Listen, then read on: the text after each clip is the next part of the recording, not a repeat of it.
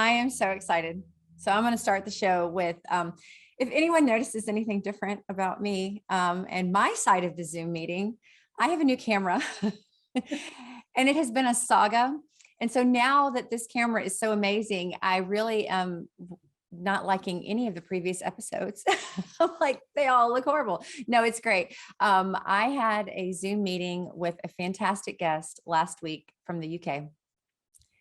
And my camera decided to become completely possessed, and it did weird things with lighting. And his video was great. Mine was terrible. So I wanted to punch holes in walls, and I said, okay, now we're getting a new camera. So I have one. So wow, it looks great on my end, Sarah. So I have gone from a 720p internal laptop camera to for all you tech gurus out there, a 1080p Logitech webcam, which is the one that makes me want to do horrible things to drywall. And now I have a Sony A6600 or something like that. Welcome, Angela. Thank you, Sarah. Such an honor to be here. Oh, I don't feel worthy. Oh, well, we're just, sipping on some coffee, and we're going to chat. And, you and I have talked a lot about a lot of things over the years. And I know a little bit about your background, but tell me more about your background and how you, went from Angela to Angela, the bookseller or book dealer. So if books are my drugs, you are my book dealer. I should just announce that to everyone. So yes, you are Angela Redden, and you own Reading Rock Books.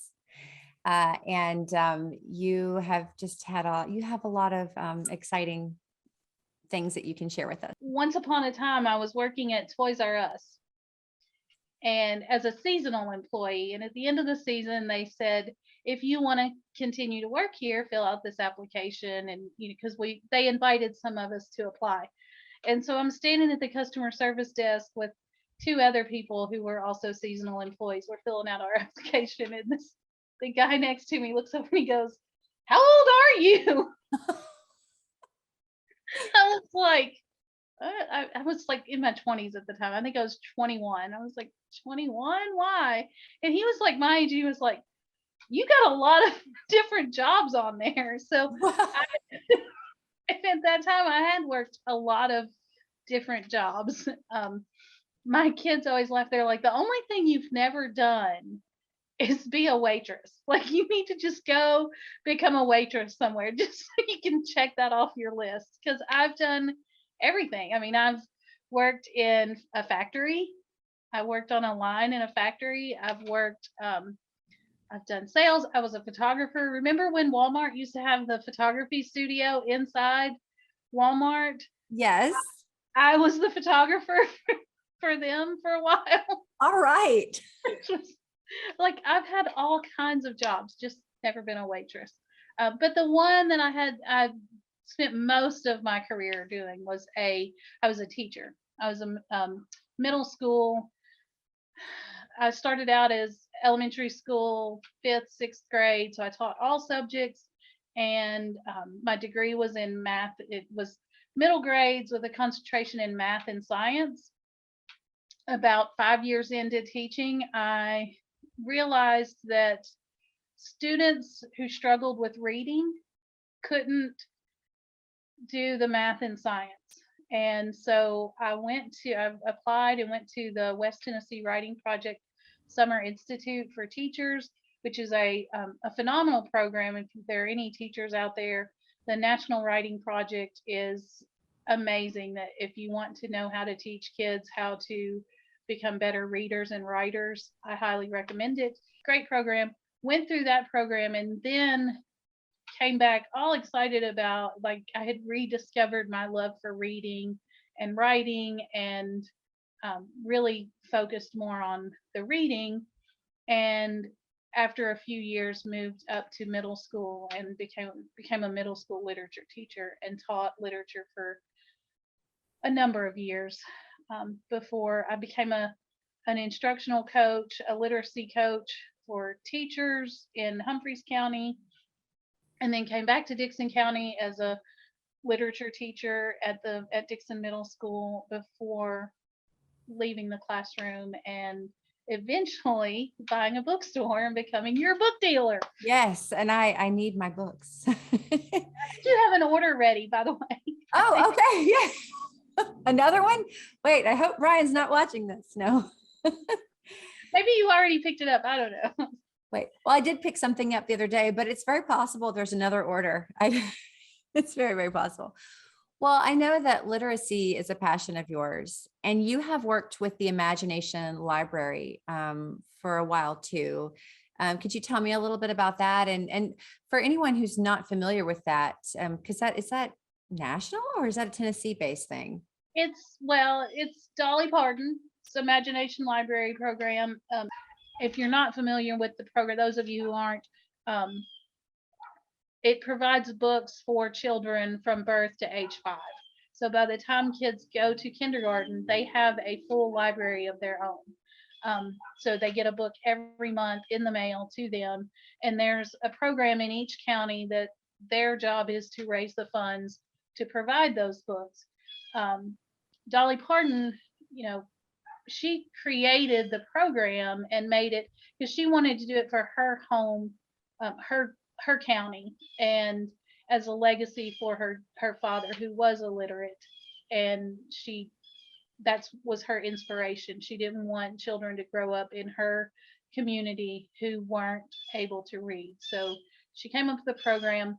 It's been replicated.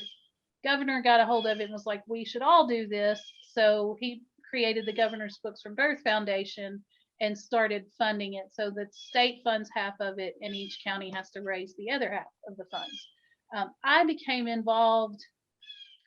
I actually volunteered when it first came along. Dixon was one of the communities that replicated the program before the governor said, "Hey, we'll give you money for this." We had some amazing leaders in our community. And it was actually someone at the developmental services program who thought it was a great program. She started it. I volunteered, and all I did back then was put kids' names in the database. They would give me the forms. I'd put the names in there, and then they'd start getting their books magically.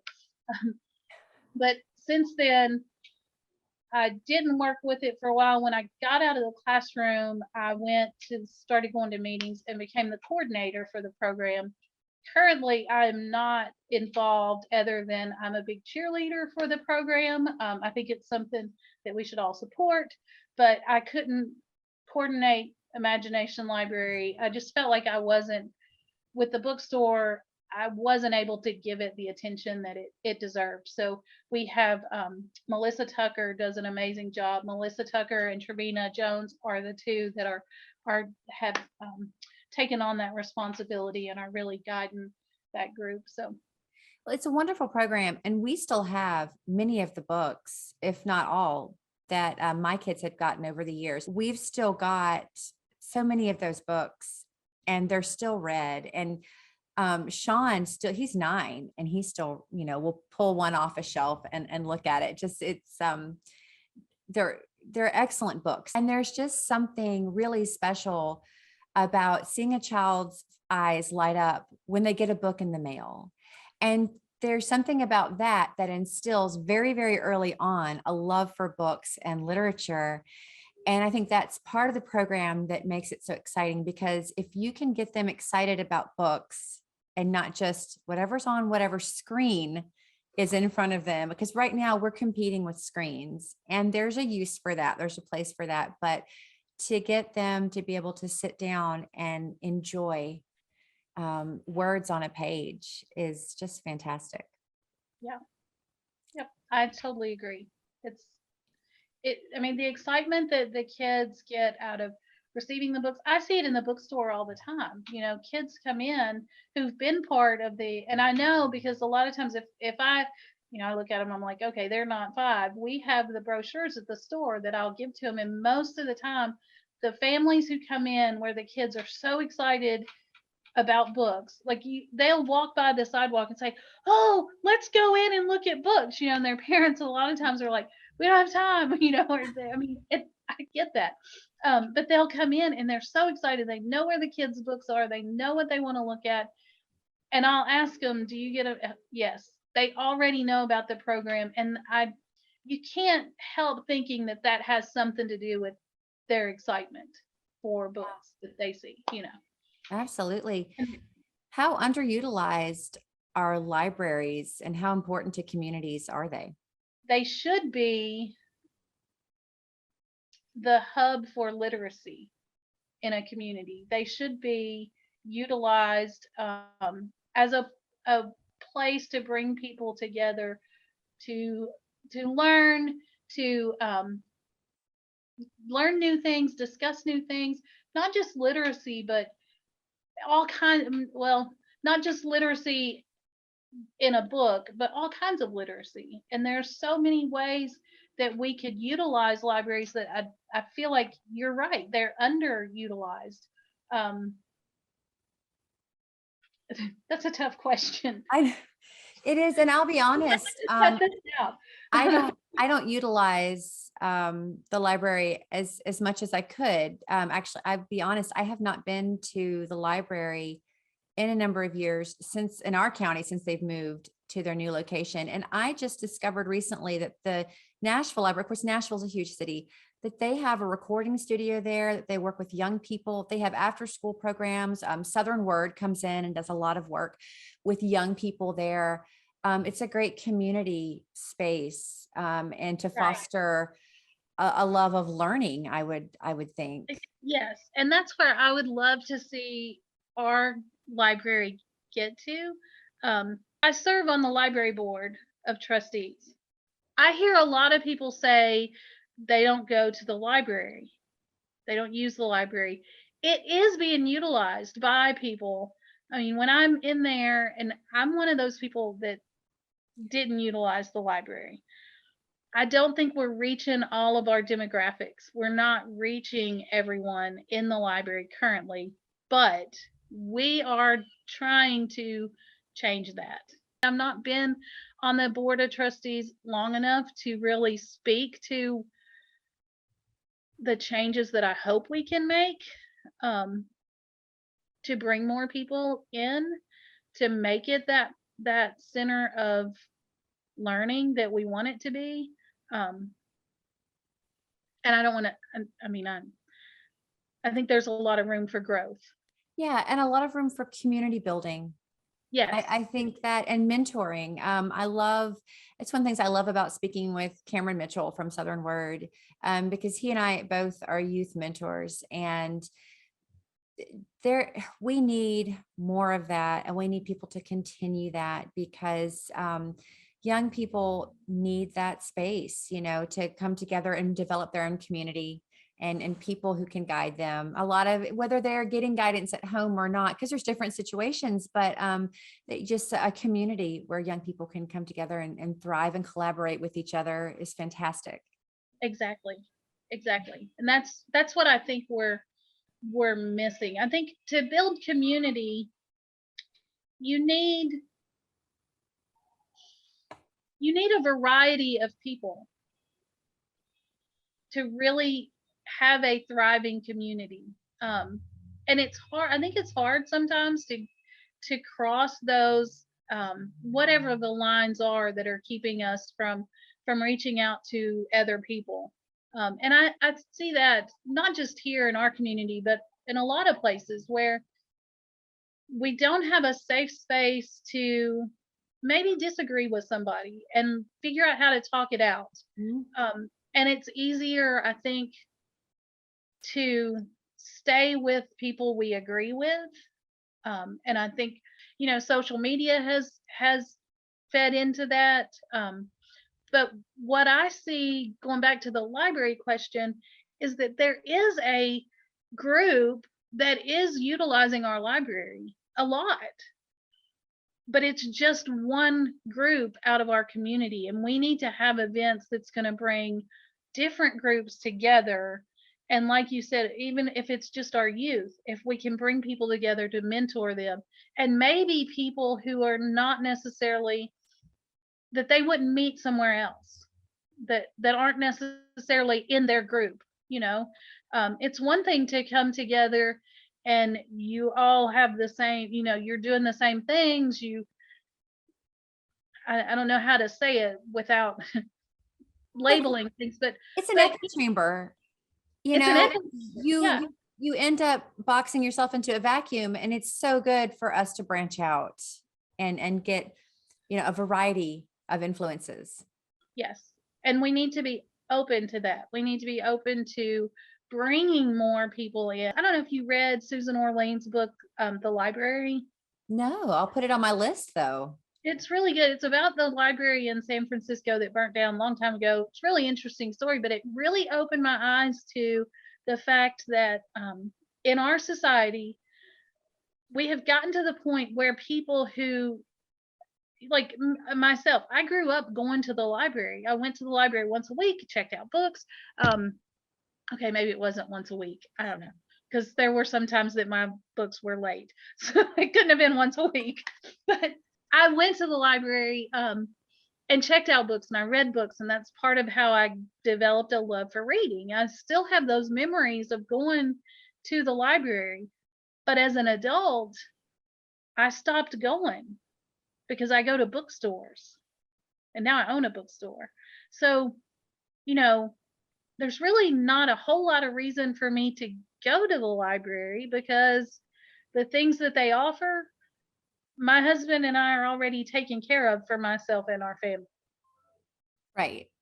And that's kind of what Susan says in this book, that, this library burnt, and that's when she started reading about it. She realized, well, we're not supporting it. We're the ones who have the money, who could support the work that the library is doing, but I haven't been to a library since I was 15 or 16. I mean, there are so many people like that.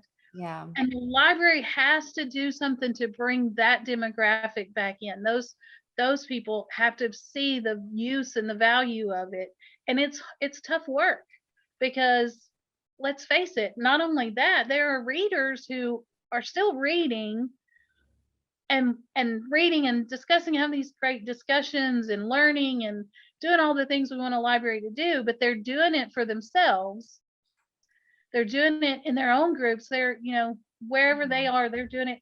Then we also have this group of people who are doing everything online, and they don't really see the need to go to a library to get books or use a studio, or they're not seeing it because they're online. And so I get so frustrated when I see people's opinions where they're like, well, why do we need a library? Everything you need is online, you can just Google it. They don't really understand that a library should be a place where we bring the community together and learn and grow together as a community, and a place where different people can have access to different things. And maybe you're not there because you need to be able to check out a book, but maybe you need to be there to help our community develop by being a mentor to somebody else, or being in a discussion group with someone else, or learning something, have workshops like you're talking about. I could definitely use a workshop on how to do a better podcast. There's a lot of possibilities. So yeah, that's definitely something to think about. And you have also been involved in our senior center here locally and doing book club with the seniors. And that's a whole other thing that we talk about youth a lot, but let's not forget our senior community and bringing them together. They have the best discussions. And they'll read anything. Well, not anything, but Well, they read my book, so no, like, I love it because I can get them to read middle grade novels, which it's my first love, is middle grade fiction. It's the best. I mean, who doesn't love a good coming of age story? Like, come Percy on. Jackson. I love that whole series. I mean, couldn't put it down when it first came out. Yeah, like, you have to love those books. And that's, I love bringing one of those books to them, and they'll read it and they talk about their grandchildren and how, it's amazing the discussions that that group will have. And a lot of people, you say, well, let's read this book, and they're like, I'm too old for that. No, you're not. No, Anybody can read anything. So yeah, absolutely. Well, tell me about your passion for connecting readers and authors, because I know you love to do that. And I love that you love that because it's such a, can be a unique thing that a lot of people don't have an opportunity to experience.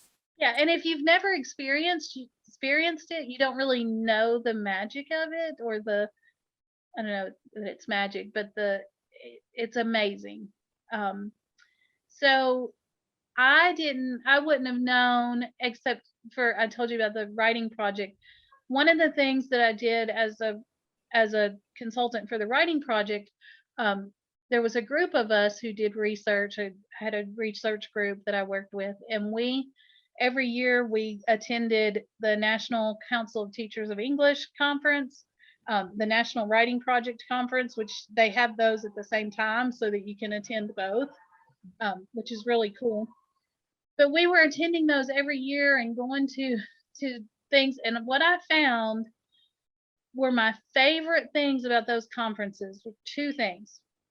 One was a session, it was a middle grade session on, and all we did was sit in a circle and talk about what books we'd read that year. And everybody had a chance to talk, and we all talked about books. And I would leave with like a list of, these are all the books I need in my classroom library. These are all the books I want to read. And it was just people, and there would be authors in there. There would be, it was open to anybody, but middle grades, teachers mainly were the ones in there sharing, librarians, teachers. Um, that one was fantastic. But the other thing that was so great to me was being able to go and hear an author talk about their book. So I would, like, the ones I'd read, I would go and listen to them, and what they would do, and this is one of the things I want to do at the store, but we just got to get there.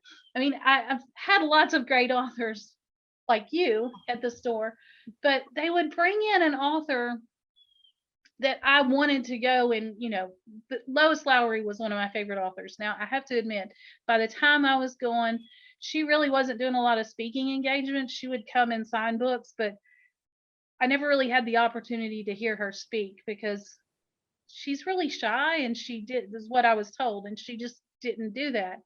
Um, but they would bring in a big name author, or big to me, and they would place them on a panel with newer authors who had similar books or something in common.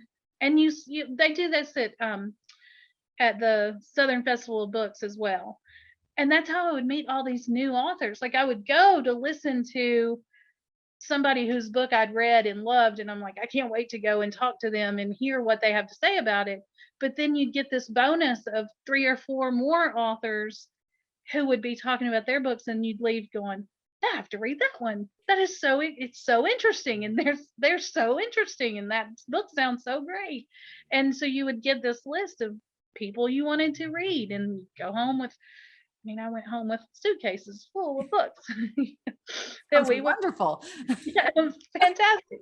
This is how you end up having a bookstore, because you can't say no to books. But anyway, it's just something, like, because you read a story and you connect to the story and the characters, but then to actually be able to hear the inspiration behind the story, why it was written, to actually make that connection with an author, it's amazing. And when I, as a teacher, I could see, even with my students, like, I would come back and be like, y'all aren't going to believe who I met.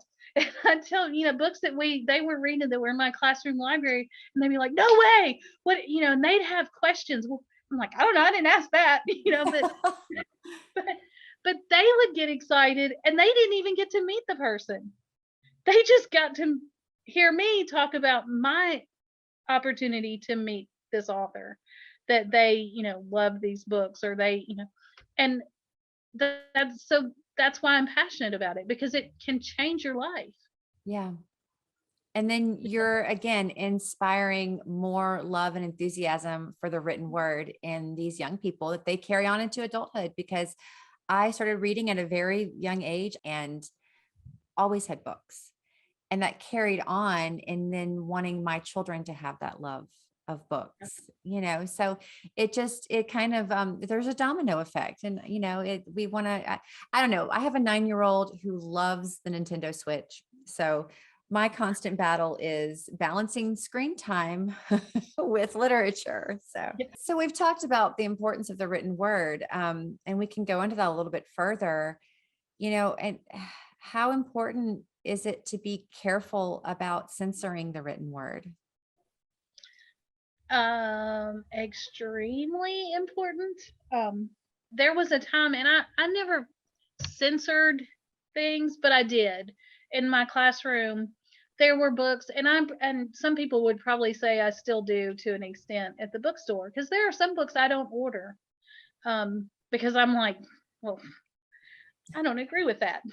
Like, but if somebody, I mean, I just don't. There are But I some could things, walk in and but order that from you, and you're not going to turn me away. I'm not going to say, oh, I can't order that. I don't agree with that, because everybody needs to be able to read what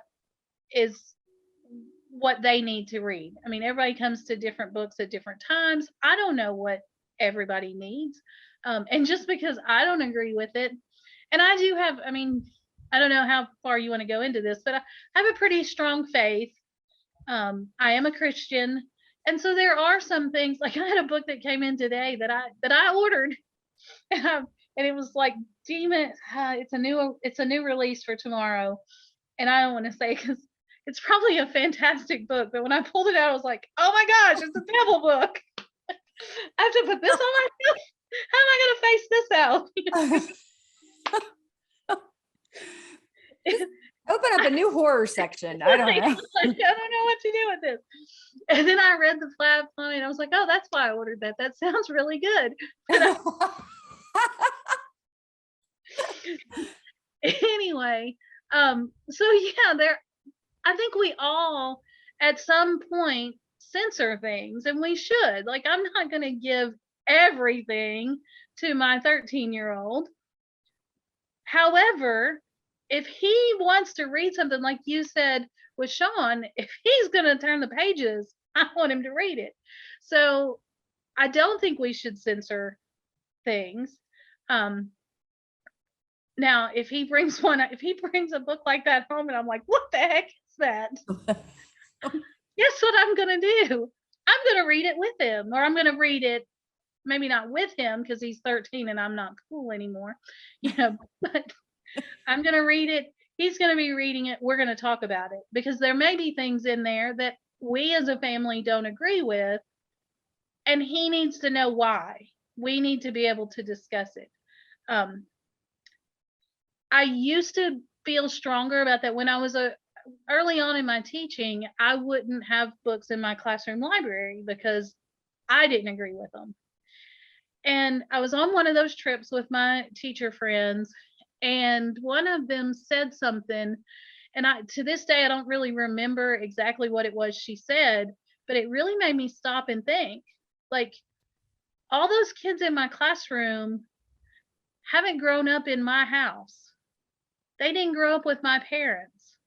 So what they think, what they need to read is going to be totally different than what my kids need to read. And there might be things that they need to read that have cuss words in it, because maybe at home that's all they hear. Maybe not all they hear, but that may be part of their vernacular. But I can't censor based on my standards, because I don't know what their family standards are. And it's not fair to not give them access to things that they might need to read. Right. And we can't shield them from everything either. We can't.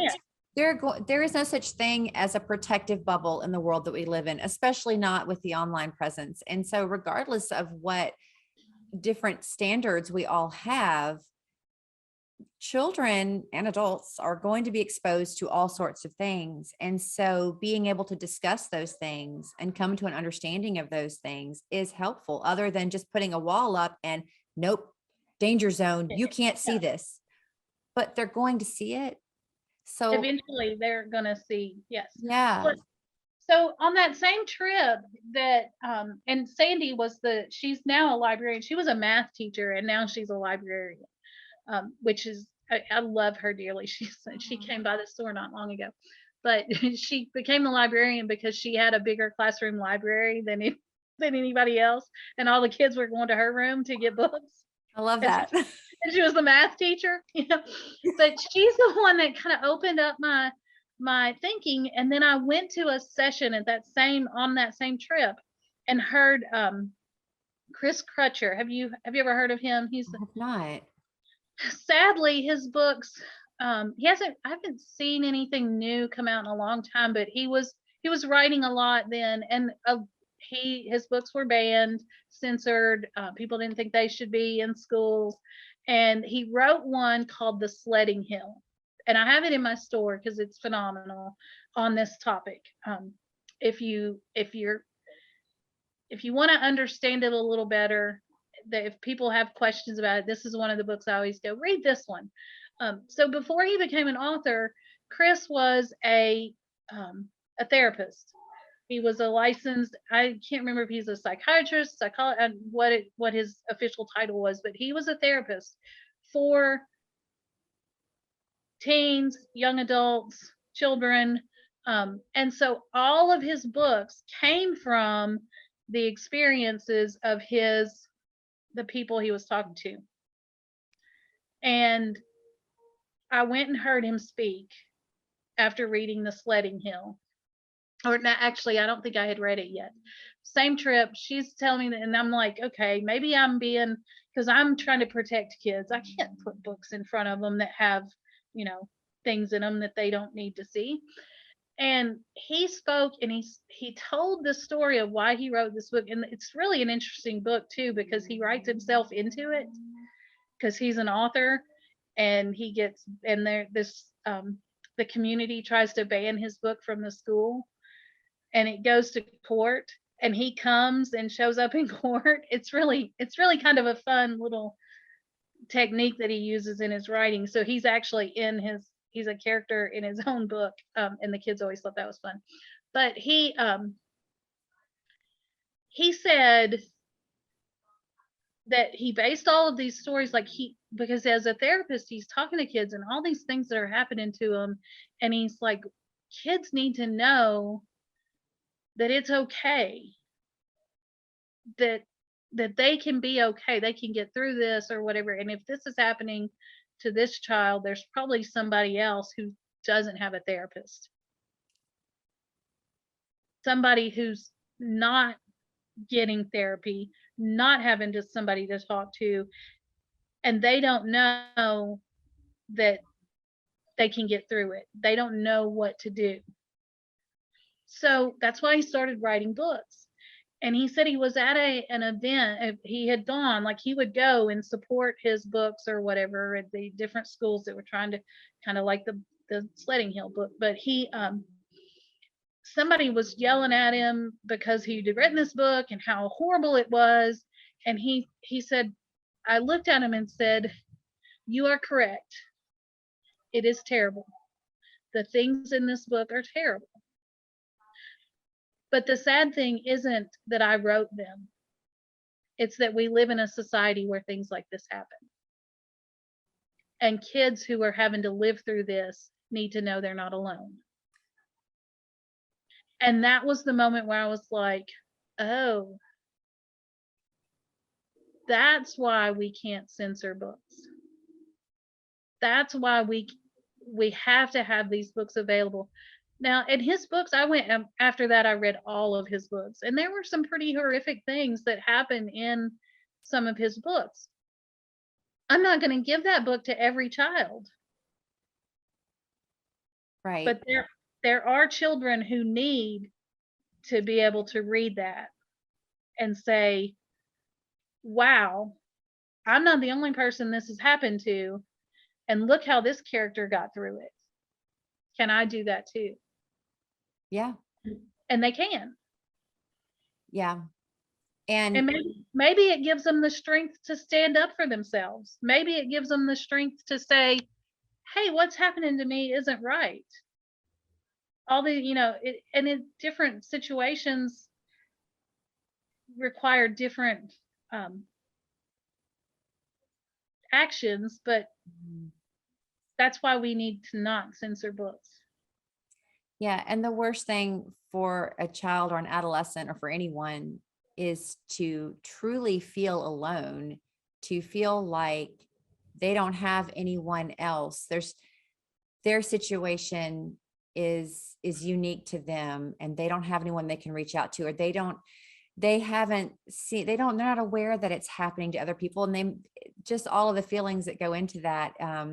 If you have a book, if you have something that you can connect with, that you can identify with and say, okay, I'm not the only one.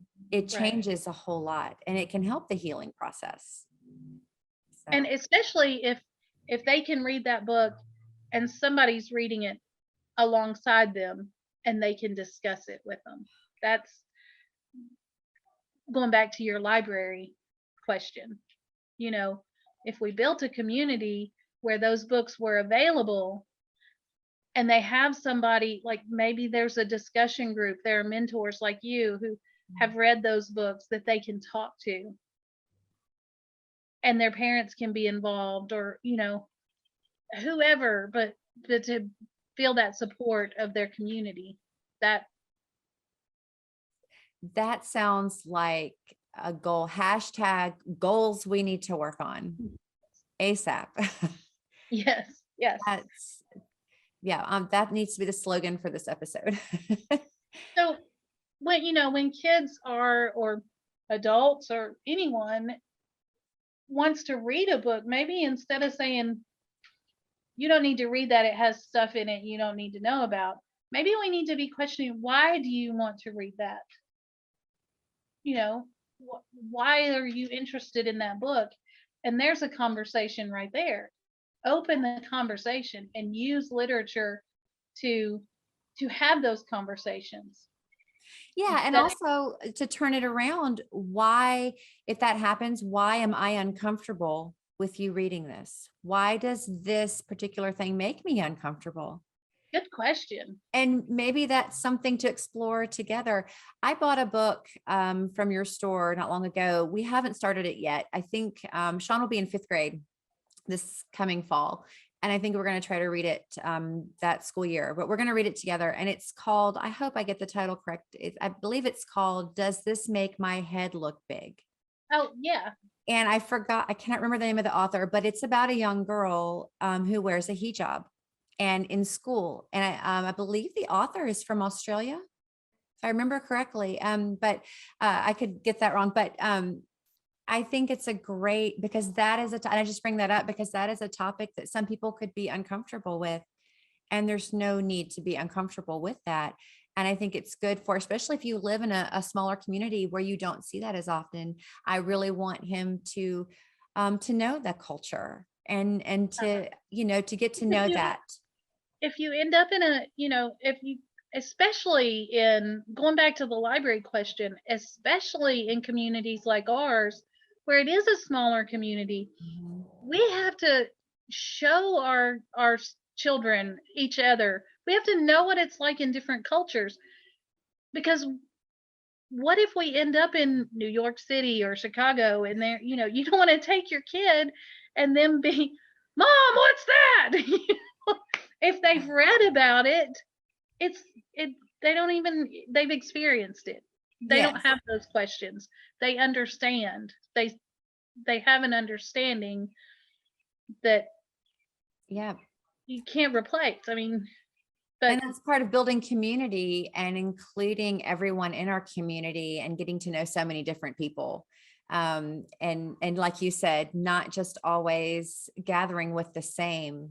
right. There's so many beautiful things that we can do. And literature is a way to jumpstart that. It's a way to, if you want to try something new, if you want to expose yourself or your children or your community to something new, literature is a great way to do that.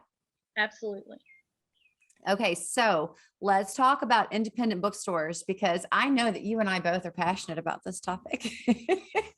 And why we need independent bookstores, why we need to support independent bookstores and independent authors. Because that's, I had my guest last week. She talked about, the gatekeepers are kind of, she mentioned that the gatekeepers are gone. They're still here. And I have talked on the show before that I believe that there is a place for traditional and independent. We talk about music and movies and books. And I think that both have a place and both are important and vital. But independent bookstores are something that comes up a lot that, people get worried about, oh, are they dying out? They're not going to, because I'm not going to let them, but they are important. So let's talk about that. That was a long spiel to get into why they're important. They're important to me because I would like to continue to be able to pay my bills. No, but they're important. I didn't know as much as I do now, and I still don't know enough. But I do know that when you come and buy a book from me, you're making a statement. Where you spend your money matters.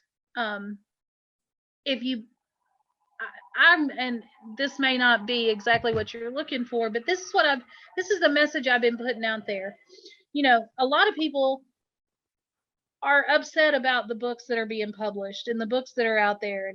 Well, if you come to me and buy your books and you order them, or if I don't have them, I'll order them. I report those sales every week. So I'm telling the industry, this is what's selling in my community. Sorry, my cat just walked up. I'm like, what? Aw. So, it's getting reported. The one, when you're buying them on Amazon or somewhere else, nobody at Amazon is sitting there going, this is what actually sold. Those books might be sitting in a warehouse somewhere. You have no idea and those numbers can be manipulated. The New York Times numbers, I could write a book and then, well, I couldn't because I don't have the money to, but if I had the money, I could write a book and then buy cartons and cartons and cartons of that book to get my book on the New York Times list. It has happened. It shouldn't, but it can. But if you're buying books at independent bookstores, you're building community because that bookseller knows this is what my community wants. This is what they're buying. We're reporting it to the industry, and the industry will know, oh, this is what we should be publishing more of. Every week I report my sales to the American Booksellers Association and the New York Times because I want people to know what people in my community are reading. And I love it when I'm turning in my reports and I see that the Indie Next list reflects what our community loves. And I'm like, okay, that's good, because every community is different. And I'll be honest, sometimes I look at that list and I'm like, that does not reflect what we like here in Dixon. Who's buying these books? Like, how'd that get on there? But then there are other times when I'm like, yes, this is what we're reading. These are the books we like here.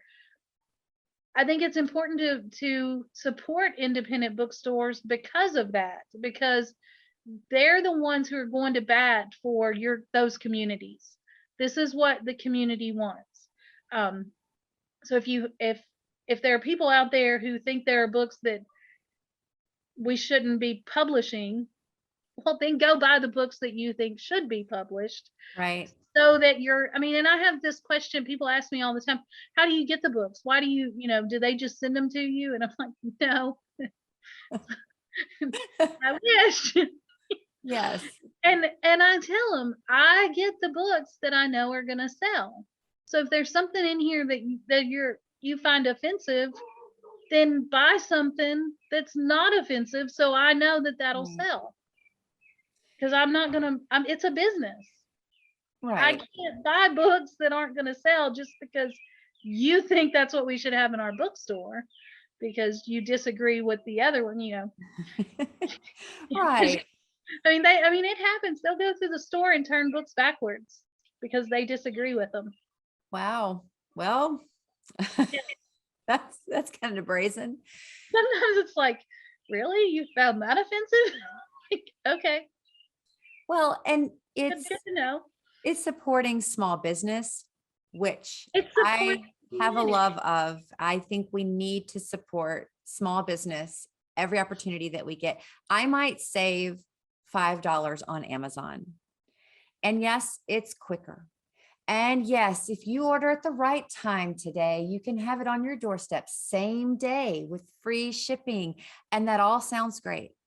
But when I come into your store, I'm supporting local jobs. I get great conversation. In fact, I'm surprised you haven't kicked me out sometimes because it has been like closing time and we're still chatting. And I get that community building. It's a And community. yeah, it is. And it's a great, I think it's a great way for authors to connect locally in their own communities and other authors to come in. It's a more intimate environment than just even a Barnes and Noble or wherever, you might go. And again, I don't knock anything on this show because I think it's great to have a free market where everybody can make choices and do what's right for them. So I'm not trying to restrict anybody or pass judgment on anybody for anything. But I love that community, that small business, that Yeah. independent bookstores. There is just an atmosphere in an independent bookstore that I have never gotten in any other bookstore that I've ever been in, and certainly not online. So Yeah. Well, each independent bookstore takes on the personality of I think it should be their community, and that's what I try to do is to, pay attention to what our readers in our community want, what they're looking for, what they're interested in, and reflect that in my selections when I'm curating the books for the store, ordering the new books, looking at the catalogs. Oh, so and so. I mean, they're like, oh, Sarah will like that one, or so, they're different. oh This one's gonna sell because I know that one sold. I can't always put a name to it, but to particular titles, but I can look at them and go, well, we sold a lot of these, so this book looks like it's gonna fit the same people who bought all of those. You curate the books based on the community, and so the longer I do it, the more I feel like the bookstore reflects our community. I think all of those have their place. Maybe this month things are really tight and you need to order on Amazon as a reader because you need to save that $5 on every book that you're going to save. Not you, but you know, I can't fault somebody for that. It breaks my heart a little bit every time, yeah. which is why I'm trying really hard to build my used book section so that I can meet the needs of those readers as well. We support the community. That's another thing that it amazes me how many, like on my door, if you go into my office right now, on the door, I think there were at least over the weekend, I have at least 4, maybe 5 things stapled on my door, taped on my door of requests for me to donate to Little Leagues or silent auction, like all of these many things. It's a lot. And we try to support as many as we can. And you know me And when it, I come in, and your staff knows me, and yeah, there's a relationship there, and that you can't put a price tag on that relationship. So it's an experience. it is. Oh, it It, is. And the cutest and coolest and swankiest bookshops in the world are independent bookstores. They're all a little different. I love it. yeah. I mean, anywhere I travel, I'm doing where's the bookstore? Yes. Let's go to the bookstore. Oh, I'll walk by one and go, ooh, we have to go in here. Yeah, go in the bookstore. And it's funny because I mean, book people are like that. I'll go in a bookstore and Bill will be like, "Do you really have to buy books?" Yes, I have to Yes, buy books. yes. Yes, Because today, right now. I have to buy these from this bookstore. But Definitely. Well, what events do you have coming up? Do you guys have anything on your calendar or anything that we you've got do. going on that you I want to tell everybody about? Oh, I'm not prepared for this. I do have a local author, somewhat local author. She doesn't live here anymore, but a new book launch or book signing coming up at the end of April.